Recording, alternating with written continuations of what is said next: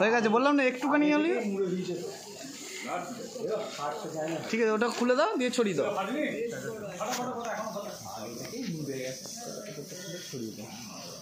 আগে থেকে মুড়ে দিয়েছে।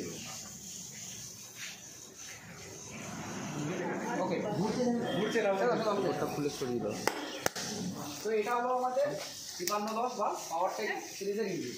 এই ইঞ্জিনের প্রথম বৈশিষ্ট্য যদি গাড়িটা আপনাদের বাইরে থেকে দেখেন, আমরা গাড়ির গেট আপ চেঞ্জ করেছি। গেট আপ চেঞ্জ করেছি মানে গাড়ির যে আমাদের আগের লুক, সেই লুকসকে চেঞ্জ করা হয়েছে। তার সঙ্গে সঙ্গে আমরা সামনে যদি দেখেন, সামনে যে হেডল্যাম্প আছে, যেটা আগে হ্যালোজেন বাল্ব আসতো, সেটাকে এখন আমরা এলইডি করে দিয়েছি।